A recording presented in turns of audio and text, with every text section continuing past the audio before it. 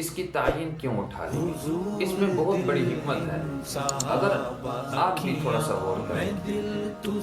ہمیں یہ بات سمجھ میں آ جاتی ہے کہ اس کی تعین کیوں اٹھا لی گئی، کیوں اس کو متعین کیا۔ یاد رکھنا بھائی میرے دوستوں کہ شب قدر کے بارے میں یہ بات تو قرآن مجید میں سورہ قدر میں اللہ رب العزت نے قیامت تک کے لیے سچ کر کے یہ بات لکھ دی ہے کہ لیلۃ القدر 1000 مہینوں 80 سال کی عبادت سے یہ افضل ہے، بہتر ہے۔ یعنی ایک آدمی 80 سال عبادت کرتا ہے، مسلسل دن رات عبادت کرتا ہے، ایک دن ایک لمحہ بھی اس نے عبادت سے خالی نہیں چھوڑا، تو یہ ایک رات ایک شخص پا لے تو اس کی 80 سالہ عبادت سے یہ ایک رات پانے والا شخص زیادہ عابد ہوگا، یہ اس کی عبادتیں زیادہ ہوگی۔ یہ بات تو قرآن مجید میں ثابت ہے۔ اگر اس کا تعین ہو جاتا، اس کی تعین ہو جاتی تو امت غفلت میں پڑ جاتی، امت غفلت کا شکار ہو جاتی، کیونکہ ہم میں سے ہر ایک کو اس بات کا تو علم ہو گیا یقینی طور پر کہ یہ اس رات کی یہ فضیلت ہے۔ جب اس کا تعین بھی ہو جاتا، اس کی تعین بھی ہو جاتی تو پھر امت پورے سال میں عبادت نہ کرتی، عبادت سے کنارہ کش ہو جاتی، عبادت سے منہ پھیر دیتی، مسجدوں کا رخ نہ کرتی،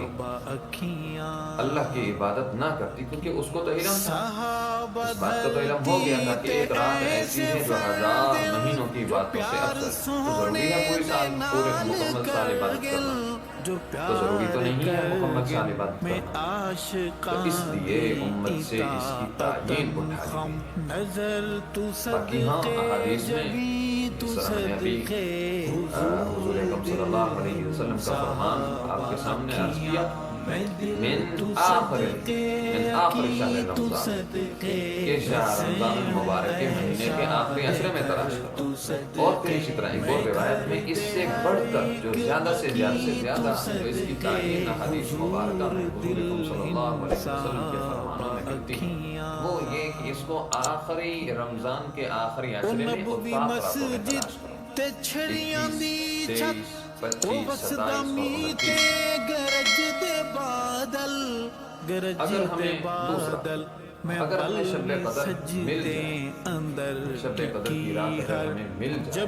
اللہ والے ایسے ہوتے ہیں اور گزرے بھی ہیں، صحابہ اکرام میں بہت سے ایسے لوگ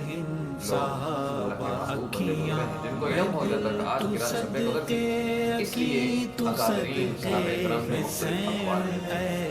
بعض فرماتے ہیں کہ 21 کی رات ہے، بعض فرماتے ہیں کہ 23 کی ہے، بعض 25 اور بعض 27 کا قول فرماتے ہیں۔ تو اگر ہمیں شب قدر کی رات مل جائے تو کون سی بات، تو یاد رکھنا ہم عائشہ صدیقہ رضی اللہ تعالی عنہ جو زندگی بھر جانے کیا سامے نگار والی پیارات دیندہ، نہیں رات دیندہ عمر دی فکر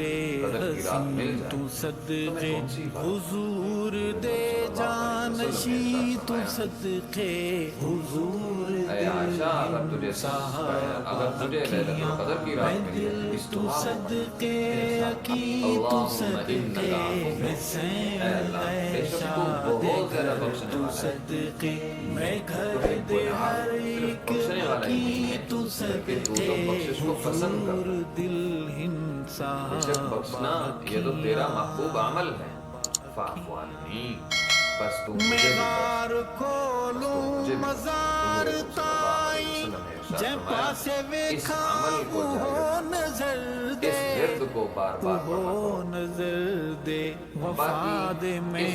اس کوئی عمل تو صدقے تے ہم جماعت سفر اس طرح کا ہم کوئی عمل نشیں تو اجتماعی طور صدقے پر تعین کے ساتھ بھی ثابت نہیں ہے۔ حضور اکرم صلی اللہ علیہ وسلم کی کسی حدیث میں یہ نہیں ہے کہ آپ یہ عمل لازمی طور پر اس عمل کو آپ کیا کریں شب قدر کی رات میں، ایسا کچھ نہیں۔ ہاں یہ دعائیں ملتی ہیں، باقی ہم کیا عمل کریں، پہلی تو یہ بات ہے اس دعا کو بار بار پڑھا کرو، اللہم صحابہ گل ہند گل ستا ہند حدیث و بہت ہی پیاری اور قرآن جامع ترین وچ دعا